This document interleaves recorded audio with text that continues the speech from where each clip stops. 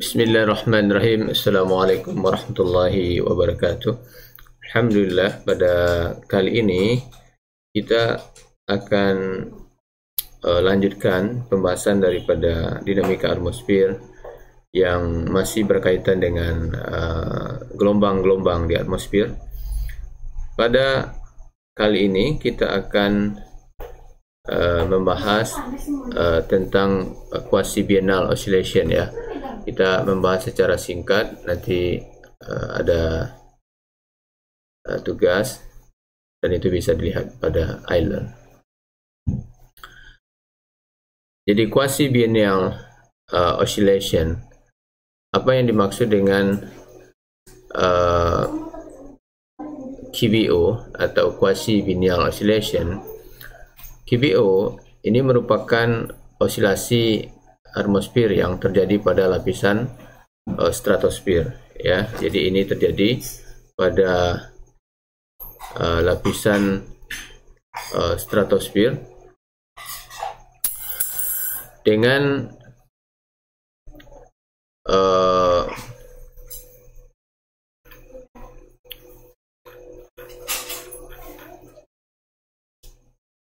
perulangan, ya, atau dengan periode itu sekitar 28, ya, sampai dengan 29 bulan, ya, 28 hingga 29 bulan. Walaupun mungkin ada yang menyebutnya lebih dari ini, ya, karena memang dia mengalami variasi dan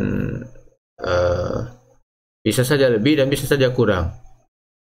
Jadi ada yang mengatakan bahwa ini dari 20 sampai 36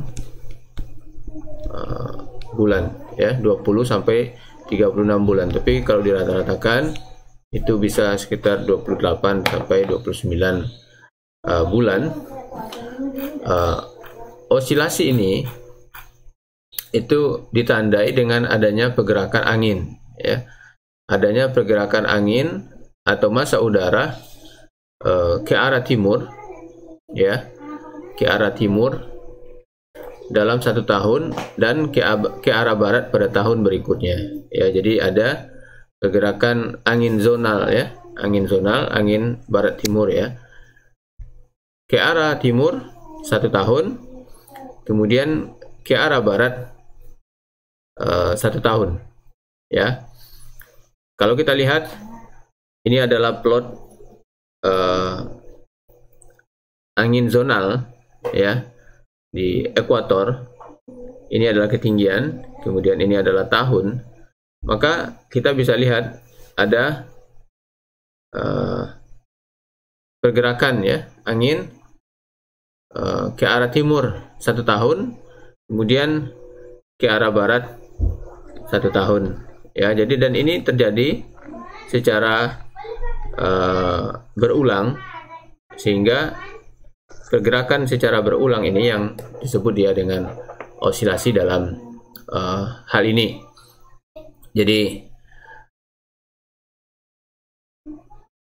repetitive variation, ya, jadi variasi yang berulang, ya, dalam satu medan, dalam satu medium, dalam hal ini adalah atmosfer. Jadi miriplah seperti bandul, ya. Jadi dia berayun, ya, berayun.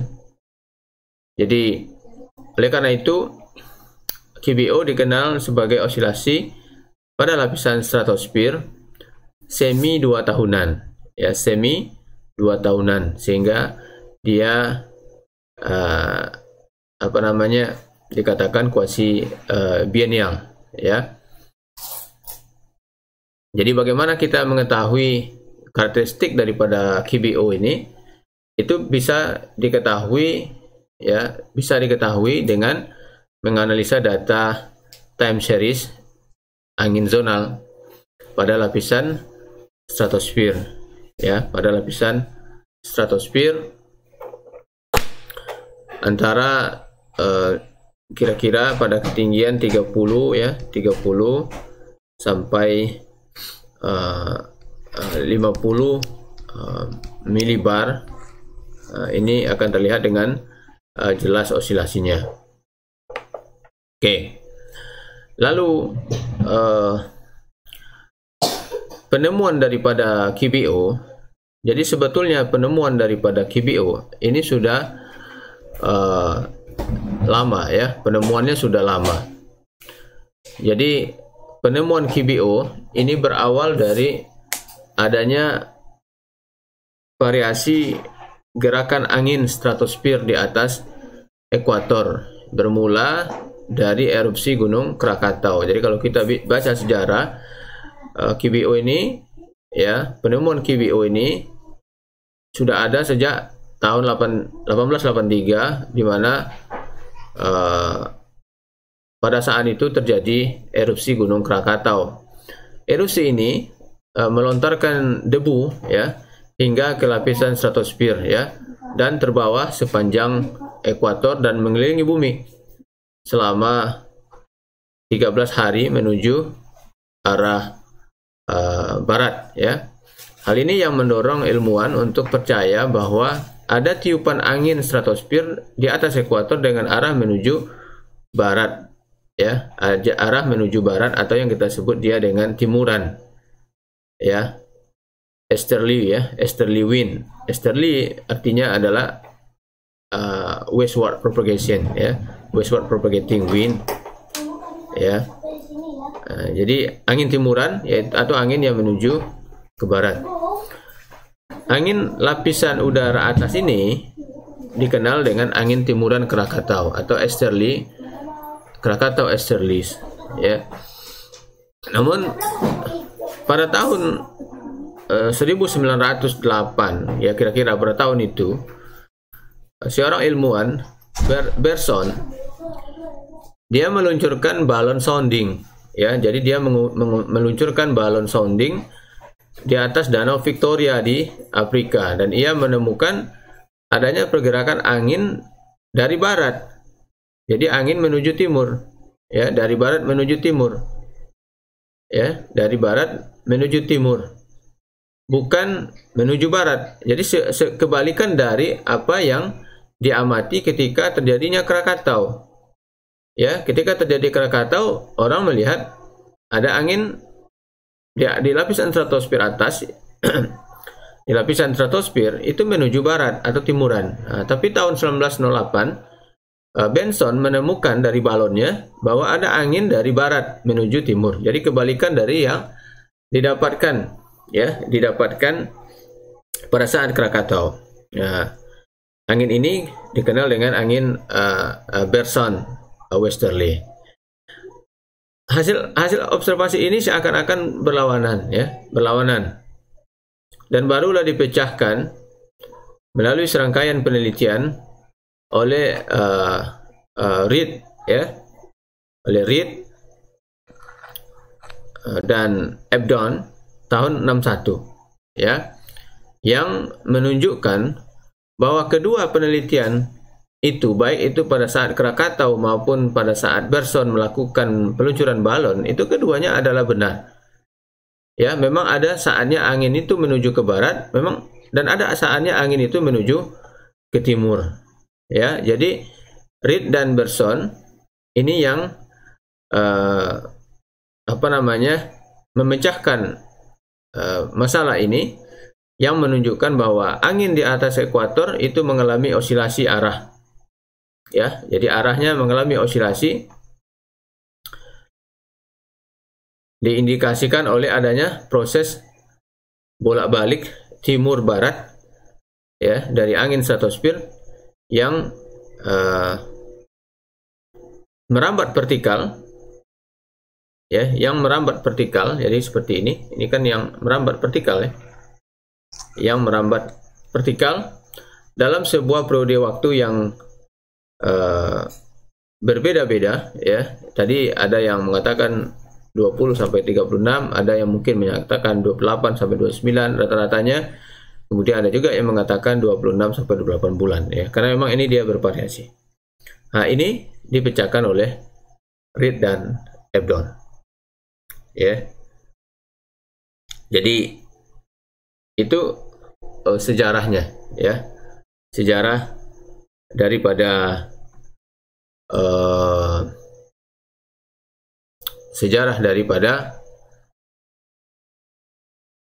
QBO, ya. Jadi QBO itu memiliki beberapa ciri, ya, atau karakteristik, ya. Jadi QBO itu merambat secara vertikal, ya. Jadi QBO merambat secara vertikal. Merambat secara vertikal dengan laju 1 km, sekitar 1 km per bulan, ya, hingga dia mengalami disipasi pada lapisan tropopause. Jadi dia mengalami penjelaran secara vertikal arah ke bawah seperti ini, ya. Ya, dan dia akan mengalami disipasi pada lapisan tropopause. Ini, ya. Jadi dia hanya berada pada paling bawahnya, itu pada lapisan tropopause. Kemudian osilasi itu berbentuk simetri, ya, terhadap ekuator dengan amplitudo maksimum rata-rata, ya, dengan amplitudo maksimum rata-rata itu sekitar 20 meter per second, dan itu bervariasi, ya, amplitudonya bervariasi. Kalau yang amplitudo fase timur itu 20 sampai 30, sedangkan fase barat 10 sampai 20, ya. Fase barat itu menurun lebih cepat, ya, dibandingkan dengan fase timur. Jadi fase barat itu penurunannya kan dia bergerak ke bawah, ya, bergerak ke bawah dengan kecepatan 1 km per bulan, ya. Nah, namun yang barat itu dia lebih kencang, ya, lebih cepat, ya, lebih ini, ya, bergerak lebih cepat, ya. Jadi angin dari arah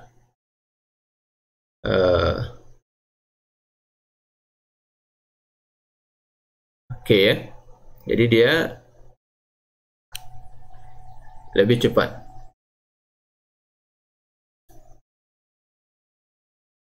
Jadi angin dari arah timur itu umumnya lebih kuat dari arah barat, ya. Angin dari arah timur itu lebih kuat dari arah barat. Kemudian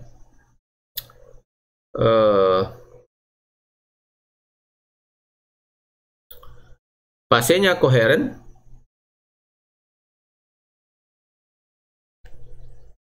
di sepanjang ekuator, ya, dia koheren, dan osilasi berbentuk simetri, ya, terhadap ekuator. Tadi sudah disampaikan puncak amplitudonya adalah di ekuator, ya, pada ketinggian 24 km, ya, 24 km atau pada 30 milibar. Amplitudonya mengalami penurunan ketika menjauh dari ekuator. Jadi ini equatorial lead trap, ya. Jadi secara terperangkat secara ekuator, ya. Jadi ketika menjauh dari ekuator, maka amplitudonya mengalami penurunan, ya. Amplitudonya mengalami penurunan, ya. Jadi kenapa ini ada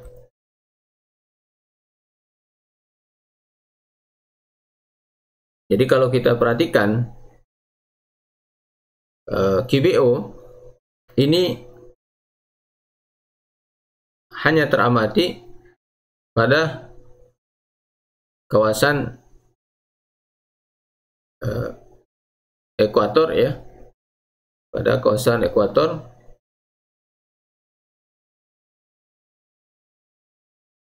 Kenapa? Karena QBO ini dimunculkan ya, QBO ini didasarkan kepada perambatan gelombang partikel, yaitu gelombang Kelvin dan gelombang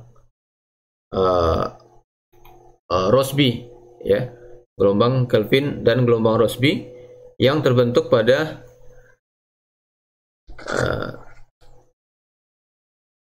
lintang-lintang ini ya, sehingga daerah ini itu menyediakan energi yang besar ya dari kalor laten konvektif untuk mendorong ya gelombang planetary, yaitu gelombang Kelvin dan gelombang Rossby tadi, untuk bergerak menuju ke stratosfer bagian bawah. Jadi kalau kita lihat, jadi QBO itu terbentuk karena adanya momentum yang dihasilkan oleh dua gelombang tadi ya. Jadi momentum yang dihasilkan oleh dua gelombang tadi ya.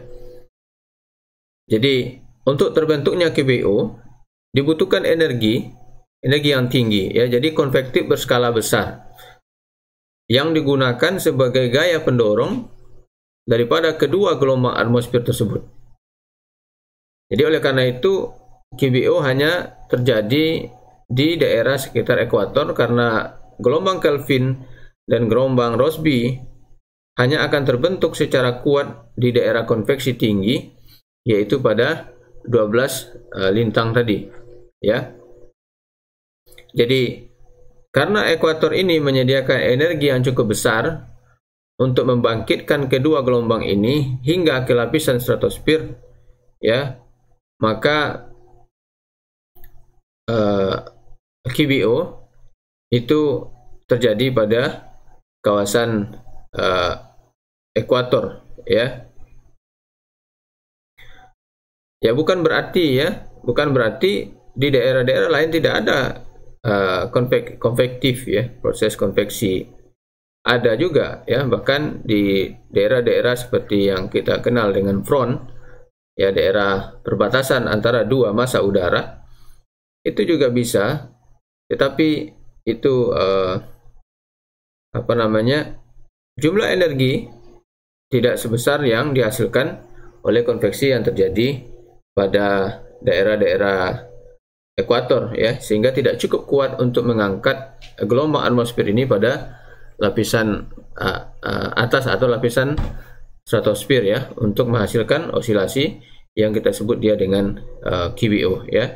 Jadi inilah yang menjadi penyebab ya, kenapa QBO itu teramati secara kuat pada lapisan stratosfer di ekuator ya. Jadi QBO ini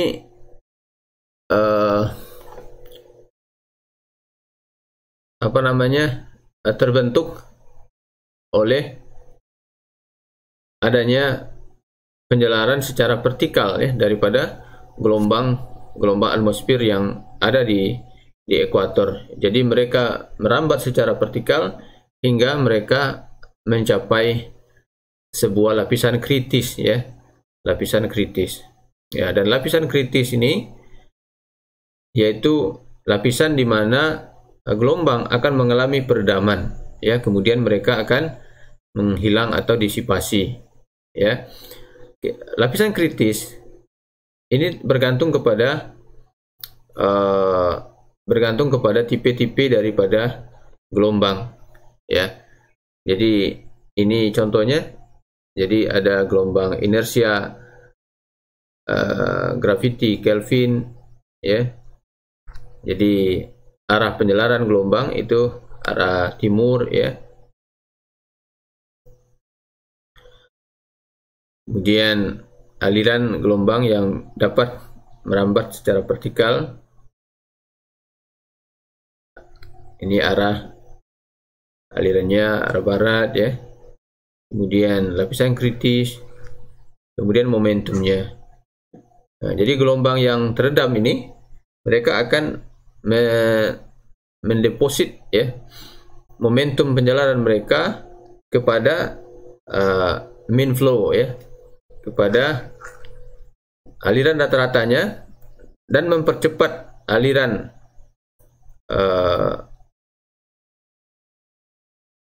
rata-rata ini, ya, dalam arah penjalaran gelombang, ya. Jadi ketika dia teredam, maka dia akan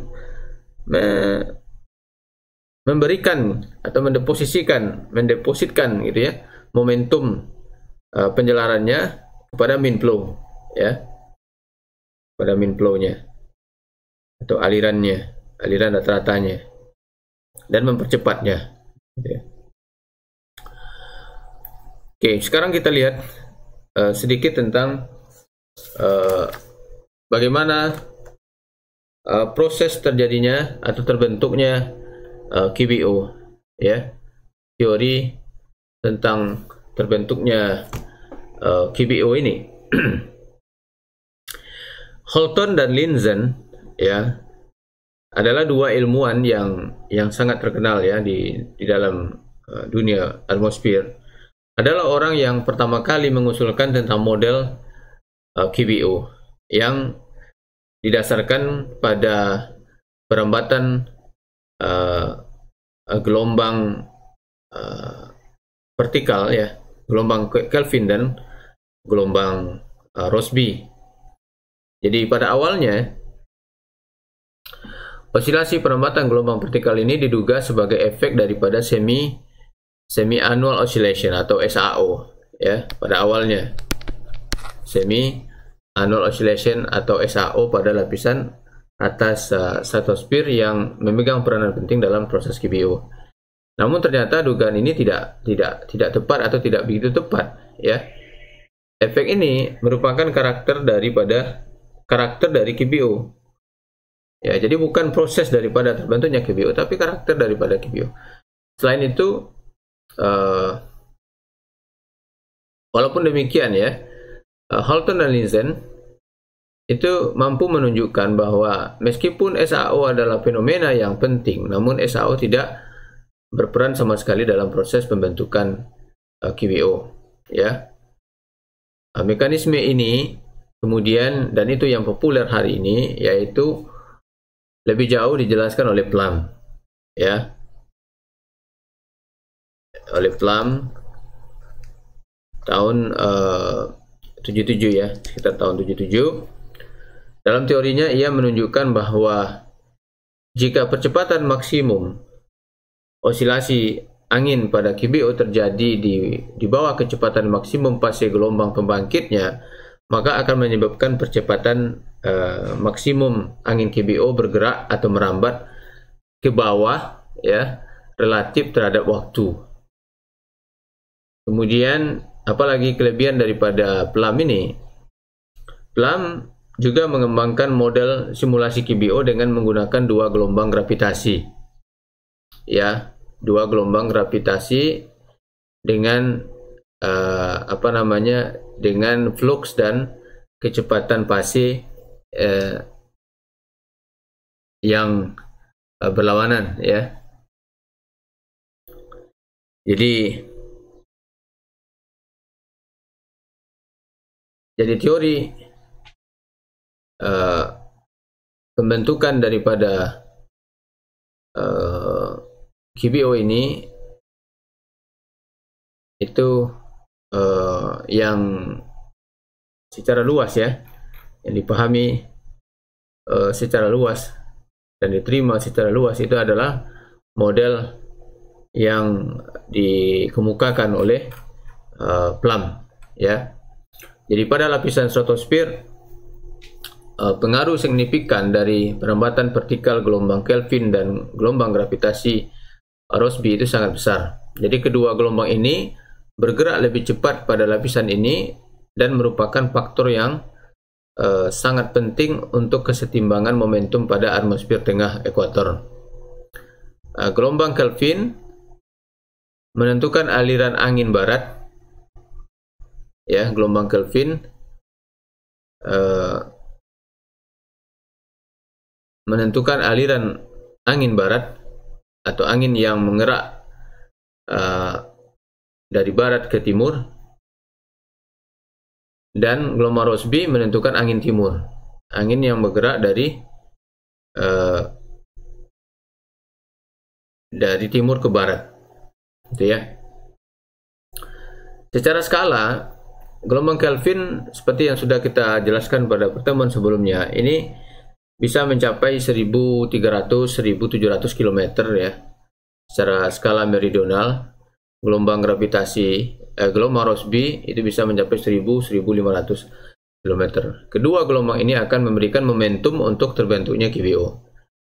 Jadi ketika momentum mengalami perubahan, maka akan timbul gaya yang menggerakkan massa. Ya, jadi ketika momentum mengalami perubahan, maka akan timbul gaya yang menggerakkan massa udara.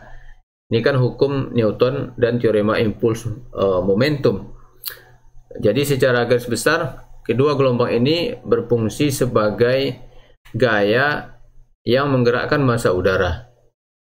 Nah, inilah gagasan yang dikemukakan oleh Plum untuk menentukan osilasi QBO, bahwa gelombang Kelvin ekuatorial itu menyediakan momentum angin baratan, dan gelombang Rossby menyediakan momentum angin timuran, yang keduanya akan menghasilkan osilasi QBO pada lapisan stratosfer.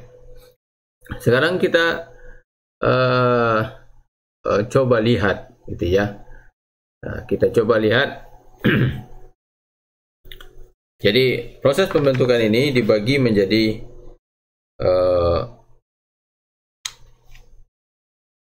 beberapa tahapan ya, dibagi menjadi beberapa tahapan, dan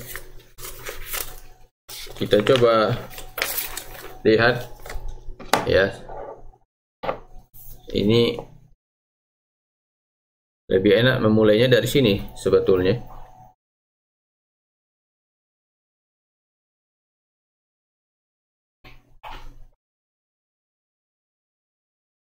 Oke ya, kita mulai dari sini. Nah, dari sini ya. Kita mulainya dari sini. Jadi kalau kita lihat nih dari gambar ini, dari gambar yang ditandai itu, ya. Jadi pada ketinggian yang rendah, ya. Pada ketinggian yang rendah, aliran mean flow baratan atau westerly ya, pada ketinggian yang rendah, aliran mean flow ya, baratan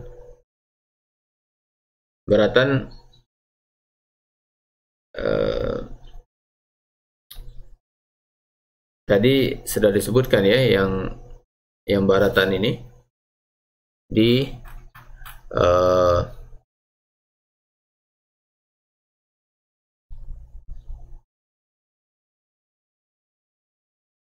ditentukan oleh gelombang Kelvin ya, angin barat itu ya, angin yang berembus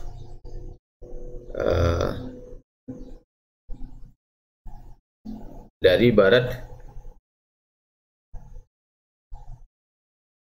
ke timur ya. Ini angin barat, ini angin barat.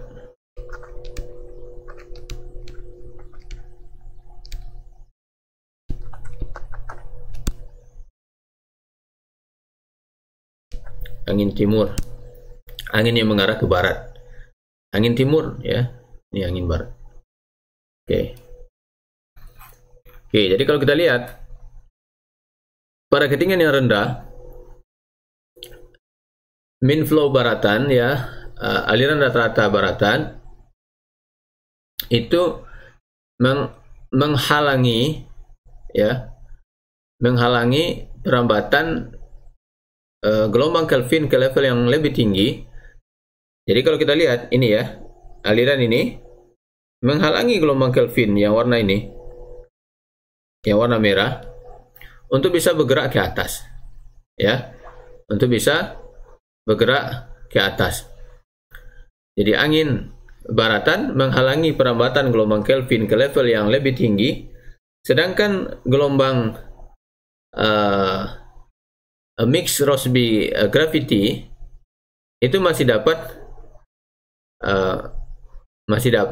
merambat hingga level ketinggian di mana aliran mean flow timuran maksimum ya. Ini ya, ini kan mean flow timuran maksimum kan sampai sini ya, sini ya. Nah, ini gelombang mix, gelombang Rossby, ini gelombang Rossby ya, mix Rossby gravity itu masih bisa bergerak hingga ke level ketinggian di mana aliran mean flow timuran maksimum ya, angin timuran maksimum. Kedua gelombang mean transfer atau depositing mean transfer, seperti tadi sudah dijelaskan di awal, mean transfer momentum pada masing-masing mean flow yang menyebabkan lapisan menjadi tidak stabil. Nah, jadi ini kan bisa bergerak sampai ke sini, dia akan mentransfer momentum. Ini bisa bergerak sampai ke sini dan dia juga akan mentransfer momentum. Jadi keduanya akan mentransfer momentum pada masing-masing aliran ini. Baik itu aliran yang ke sini, angin baratan, dan aliran yang ke sini yaitu angin timuran. Oke. Kemudian akibat daripada transfer ini, maka ini menjadi tidak stabil ya, akibat adanya transfer momentum menjadi tidak stabil. Mix Rossby gravity ya, yang ini yang warna biru ya, gelombang campuran ya, gelombang campuran Rossby gravity itu akan memberikan deposit momentum terhadap perambatan aliran timuran sehingga aliran ini menguat ya, dan angin cenderung bergerak menuju barat ya. Jadi dia mentransfer momentumnya ya, mentransfer momentumnya sehingga aliran ini menguat dan angin cenderung bergerak menuju barat ya, sehingga memungkinkan gelombang Kelvin dapat merambat secara vertikal melalui level yang lebih tinggi ya, melalui level yang lebih tinggi. Jadi kalau kita perhatikan ya, kalau kita perhatikan seperti ini ya. Jadi karena gelombang Rossby gravitasi itu memberikan momentum terhadap perambatan aliran timuran ya, sehingga aliran ini menguat dia ya, aliran ini menguat dia. Jadi tadi kan awalnya ini masih ada ya, masih ada nih. Nah, namun karena adanya transfer momentum, maka ini menjadi menguat sehingga hilang yang bagian sini. Karena hilangnya aliran rata-rata yang di bagian ini yang mengarah ke timur ini, maka tidak ada penghalang gelombang Kelvin, ya kan? Tidak ada penghalang gelombang Kelvin, maka gelombang Kelvin bisa dia bergerak ke level yang lebih tinggi, ya, bergerak ke level yang lebih tinggi. Maka karena gelombang Kelvin bisa bergerak pada level yang lebih tinggi, maka gelombang Kelvin akan mulai melakukan transfer momentum, ya, melakukan transfer momentum pada angin baratan di level yang lebih tinggi pula, ya. Jadi dia akan mulai mentransfer momentum ke angin baratan, ya, di level yang lebih tinggi, ya, ke level yang lebih tinggi. Apa akibatnya? Akibatnya angin baratan pada level yang pada level yang lebih tinggi ini,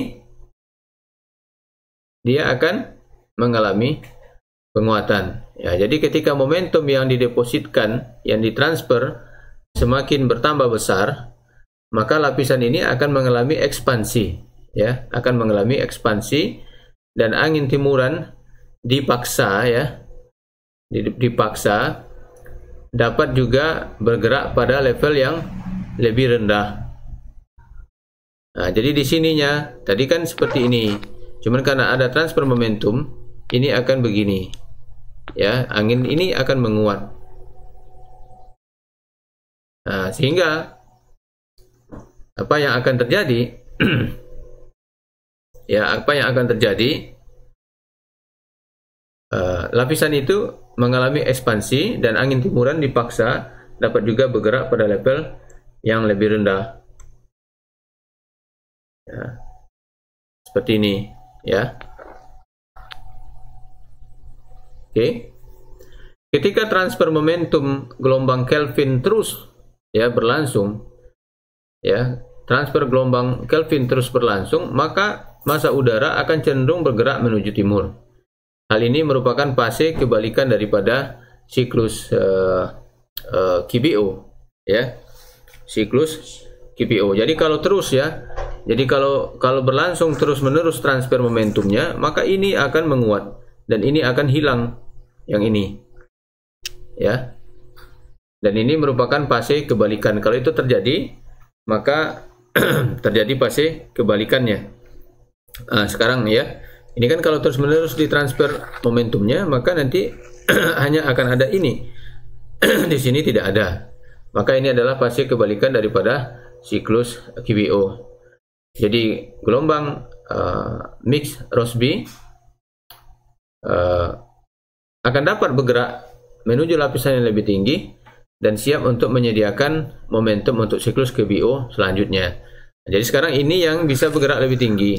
Dia nanti akan mulai mentransfer di sini, sehingga ini nanti akan berekspansi, ya, sehingga akan terjadi pengulangan seperti ini, ya, pengulangan daripada siklus, ya. Jadi itu siklus, ya, siklus daripada KBO, terjadinya KBO, yang kita lihat bagaimana besarnya peran daripada gelombang Kelvin dan gelombang mix atau campuran, ya, gelombang gravitasi, gelombang Rossby dalam membentuk sebuah siklus daripada KBO.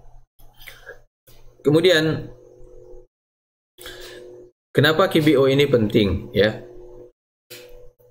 Ada banyak alasan, ya, kenapa KBO ini menjadi penting untuk dipelajari, ya. Yang pertama, fase KBO ini akan mempengaruhi hurricane di Atlantik, ya. Dan peningkatan aktivitas hurricane itu terjadi karena angin barat atau zona anomali angin positif, dan akan menurun karena angin timur atau zona anomali angin negatif. Jadi ada hubungan yang cukup kuat antara fase KBO dengan peningkatan aktivitas hurricane di Atlantik, ya. Yang kedua, ada korelasi, ya, korelasi yang baik antara KBO dengan temperatur permukaan air laut atau SST dan ENSO. Ya, ada hubungannya. Kemudian QBO itu mempengaruhi pola curah hujan regional, sehingga sering juga diperhitungkan dalam perkiraan, ya, perkiraan atau regional forecast. Kemudian analisis distribusi aerosol ini juga bergantung kepada fase QBO, ya, dan lain sebagainya. Ini beberapa alasan kenapa QBO ini perlu untuk dipelajari dan perlu untuk dipahami dengan baik, ya, karena bisa meningkatkan beberapa sisi daripada perkiraan cuaca juga, ya, walaupun dia terjadi pada lapisan stratosfer. Kemudian seperti yang tadi disebutkan di awal, bahwa QBO dia memiliki hubungan juga dengan SST, ya, berhubungan dengan SST, dan ini adalah salah satu contoh, ya, simulasi yang dilakukan. Kalau dia berhubungan dengan SST, berarti ada kemungkinan QBO ini juga memiliki hubungan dengan pemanasan global. Ini penelitian dari Kawatani, dari Jamstec, ya, dimana di sini mereka memperlihatkan, ya, ini adalah kondisi pengamatan QBO dalam 30 tahun terakhir. Ini adalah simulasi ketika mereka melakukan penggandaan daripada CO2, ya, mereka melakukan penggandaan CO2 dengan melakukan modifikasi terhadap permukaan temperatur air laut, ya, dan komposisi daripada atmosfer. Nah, di mana di sini mereka gandakan CO2, ya, mereka gandakan CO2. Maka dari sini apa yang terlihat?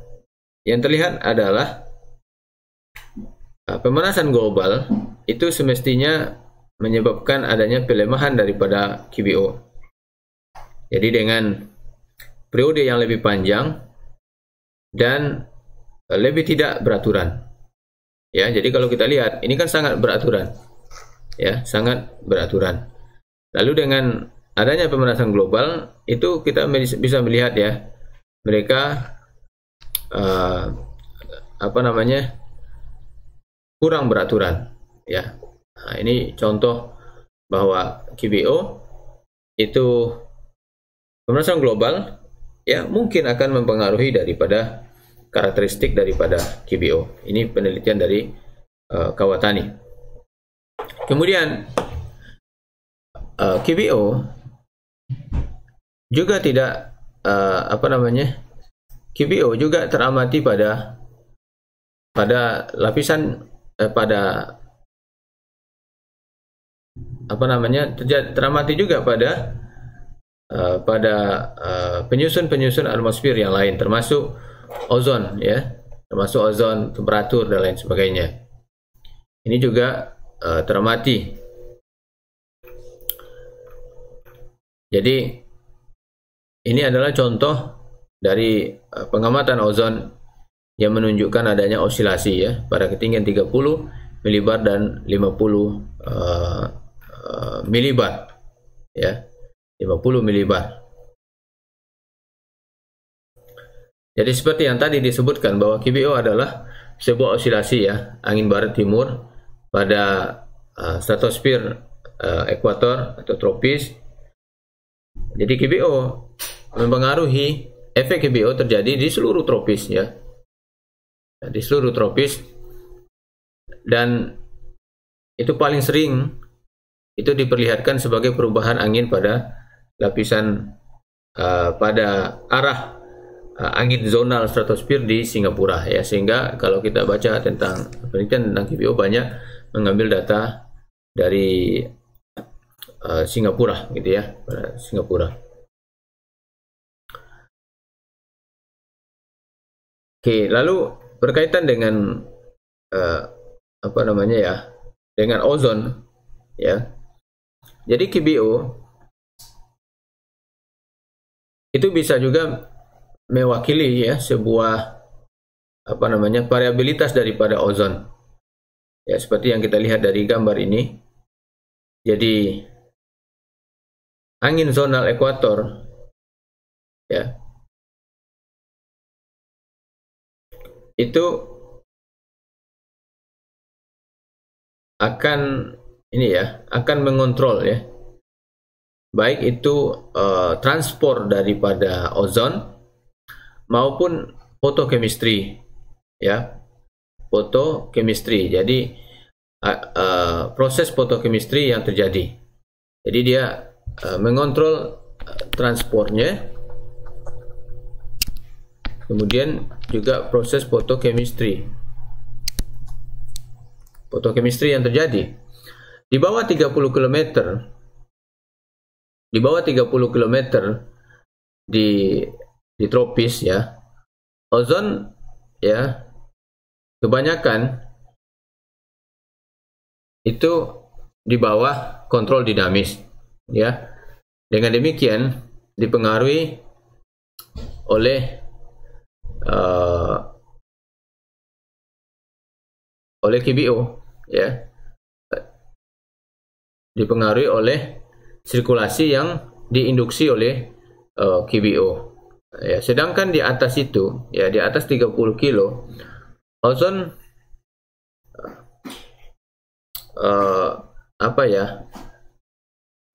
berada pada kontrol fotokimia. Jadi tidak kontrol dinamis, tetapi di dalam kontrol fotokimia. Dan dengan demikian respon terhadap KBO ya, anomali temperatur yang diinduksi oleh KBO itu menjadi lebih dominan dibandingkan dengan efek transport ya. Ya kan ini ada dua transport nih, ada dua kontrol ya daripada ozon. Transport satu, kemudian fotokemistri satu. Transport ini berkaitan dengan dinamika, sedangkan fotokemistri ini berkaitan dengan temperatur ya, temperatur. Kalau di bawah 30, ini kecil dari 30 ya, kecil dari 30, maka transport ini yang dominan. Tapi kalau di atas 30, maka fotokemistri yang dominan ya, fotokemistri yang dominan. Ini berkaitan dengan ozon, anomali ozon. Ini bisa dilihat dengan menggunakan data satelit juga ya, menggunakan data misalnya instrumen UAS Haloe misalnya ya, itu bisa digunakan juga. Oke, ini masih berkaitan ozon. Di sini bisa kita lihat bagaimana adanya KBO pada ozon. Nah, ini kan juga jelas. Kemudian juga teramati pada nitrogen dioksida NO2 ya. Jadi tidak hanya pada angin, tapi dampaknya itu juga bisa sampai teramati pada ozon NO2 ya. Ini contoh daripada Haloe yang tadi sudah disebutkan dan lain sebagainya ya. Oke. Kemudian sedikit ya tambahan berkaitan dengan gangguan KBO, disrupsi ya. Jadi pada akhir 2015 atau awal 2016 itu penurunan daripada KBO ya, penurunan daripada KBO fase westerly ya, fase westerly itu mengalami gangguan ya, ketika ada pita easterly terbentuk dan mengalami penguatan ya beberapa bulan pada ketinggian sekitar 40 hektopascal. Jadi ini contoh daripada angin zonal ya, angin zonal dari sonde di Singapura ya, kita ambil daripada website NASA. Maka Anda bisa lihat nih, ini kan oke ya, berulang ya, berulang. Namun ketika di sini ini mestinya kan di sini kan berubah menjadi E. Ini kan masih W. Tapi ketika ini mau turun, di sini muncul nih W. Mestinya ini tidak begitu ya, berulang lagi begini. Ya, mestinya. Nah, tapi di sini ketika dia mau turun, ya jadi fase westerly KBO mau turun, ya temporarily disrupted ya. Jadi maksudnya tiba-tiba itu mengalami gangguan oleh easterly ya, band of easterly ya. Ya. Pada ketinggian sekitar 40 ya. Ini sekitar 40 hektopascal, 40 hektopascal atau 23 kilo ya. Ya, 23 kilometer ya. Gangguan ini ya, interupsi ini tidak diikuti dengan fase easterly yang konkuren ya, tidak diikuti ya, tidak diikutinya, dan tidak pernah teramati ya fenomena daripada angin zonal ekuator ini pada lapisan stratosfer bawah. Kalau dilihat data itu misalnya dari tahun 53 sampai ke 2016 itu tidak pernah teramati ya. Tentu pertanyaan daripada ilmuwan adalah kenapa ini bisa terjadi ya. Ada banyak penelitian yang sudah membahas berkaitan dengan ini, dan diantaranya mengatakan bahwa sumber daripada anomali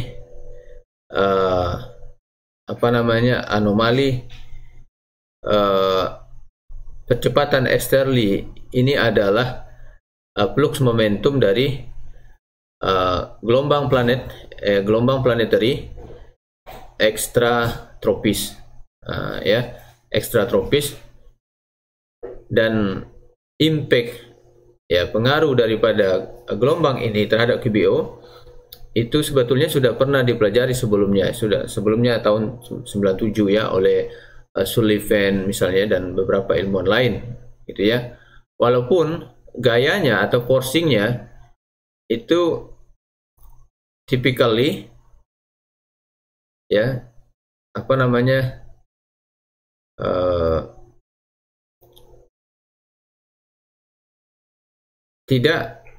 tampaknya tidak begitu kuat ya, tidak sampai menimbulkan disrupsi sekuat yang terjadi pada tahun 2016 ini ya, awal 2016 ini. Ini contohnya ya, ini contoh gangguan atau disrupsi QBO yang terjadi pada awal 2016 hingga Februari 2017 ya, beberapa bulan. Baik, itu kira-kira penjelasan berkaitan dengan QBO ini. Mudah-mudahan bisa menambah pengetahuan tentang aktivitas daripada gelombang atmosfer. Oke, untuk berikutnya nanti bisa dilihat tugas ya yang ada di iLearn. Mudah-mudahan bisa menambah kuat pemahamannya berkaitan dengan QBO. Demikian, terima kasih. Assalamualaikum warahmatullahi wabarakatuh.